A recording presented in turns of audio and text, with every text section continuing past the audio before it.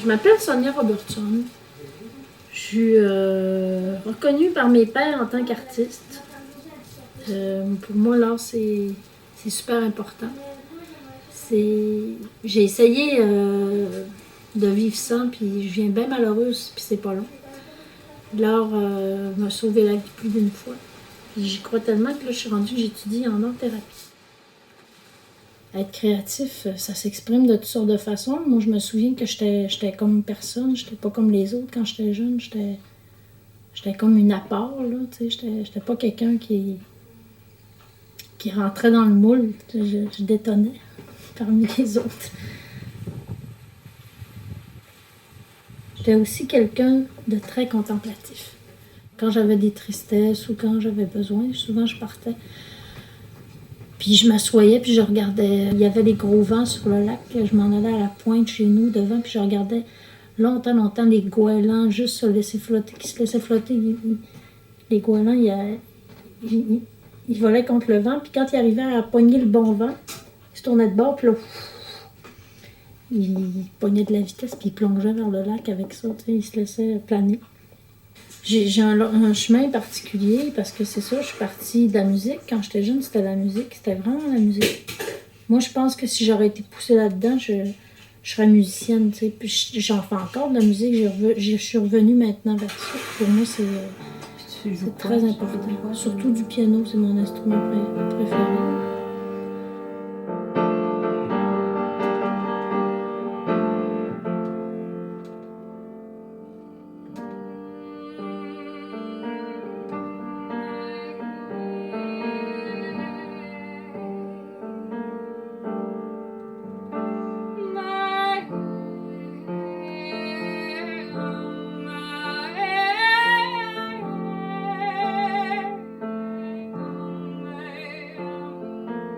Il y avait ma sœur Diane qui, elle, qui était quand même 7 ans plus vieille que moi, elle était artiste aussi. Puis c'est sûr qu'elle m'a aussi influencée, mais c'est quasiment rien qu'après sa mort que j'ai commencé moi-même à créer.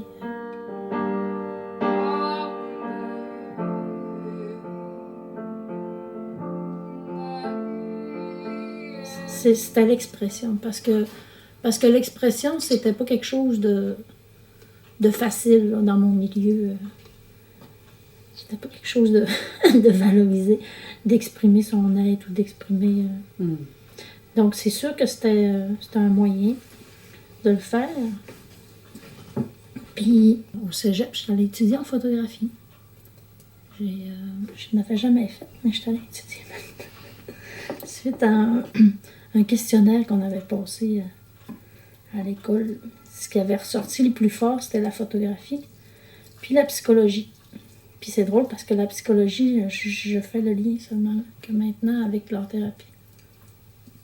La photographie me permettait de communiquer avec l'esprit des choses, avec l'invisible. Pour moi, c'était une façon de saisir l'esprit, l'âme des objets puis des choses. La façon que j'ai de créer, c'est souvent à partir du lieu, à partir de ce qui m'est demandé, tout ça. Je vais faire comme une recherche historique ou une recherche de ce que le lieu était avant, de les gens qui l'habitent, mais c'est aussi beaucoup à travers le senti et l'intuition du lieu. Comme une communication avec l'esprit des lieux, si on veut. J'ai été approchée par le Centre d'interprétation d'histoire et d'archéologie de la Métabetchouan, qui est à Desbiens. Puis là, ils sont en train de refaire leur exposition permanente, puis ils tenaient à avoir un œuvre d'un artiste pour avoir un point de vue plus autochtone, mettons, plus lié aux Inuits, sur le castor. Puis ce qui m'est venu, c'est vraiment de travailler à partir de l'idée du castor géant. C'est une légende qui a été... qui raconte un petit peu pourquoi le lac Saint-Jean il est comme il est aujourd'hui. La forme, la décharge. Puis cette légende-là, curieusement, se retrouve dans plusieurs autres nations autour du Canada puis des États-Unis aussi. Je dirais que c'est ça. Qu'est-ce que le castor peut être? Le castor, c'est surtout l'esprit du castor. comment nous autres, quand on chasse l'animal, comment on l'utilise, comment on essaie de respecter l'animal. Puis c'est un petit peu ça que je veux faire sentir à travers mon œuvre. J'aime beaucoup questionner la perception qu'on peut avoir d'une chose ou d'un objet. Je peux donner un exemple d'une œuvre que j'ai réalisée. Ça s'appelait Murmure, prière. Fait que j'offrais ma vision de l'art ou une vision différente de ce qu'on peut en voir. Ou je focusais sur une feuille avec une goutte d'eau qui tombe, sur un morceau d'écorce.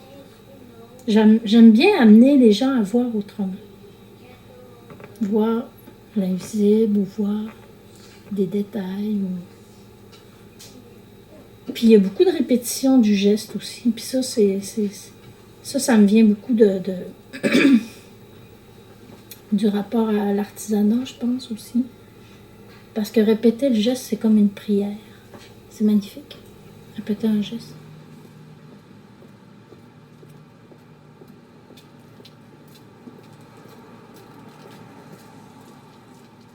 Que je pense par rapport à nous autres, les Inuits, ou les Autochtones en général, c'est qu'on est des gens qui sont très liés au symbole. C'est pour ça que moi, je pense que l'art, c'est quelque chose qui est déjà là dans notre imaginaire. On est un peuple. Tantôt, j'ai commencé en contant une légende, mais ça aussi, pour moi, c'est une forme d'expression, une forme d'art. Puis c'est toute la symbolique qu'il peut y avoir dans un conte, dans une légende ou dans... Ça nous enseigne beaucoup aussi sur ce qu'on est, puis comme peuple ou même comme être humain, là, nous autres mêmes, par rapport à notre environnement. Je revisite les traditions pour me les réapproprier puis les ajuster à la vibration de mon âme qui vibre dans le moment actuel, tu sais, qui vibre peu dans les années passées.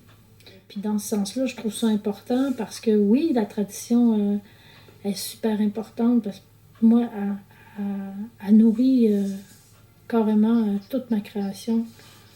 Mais parfois, je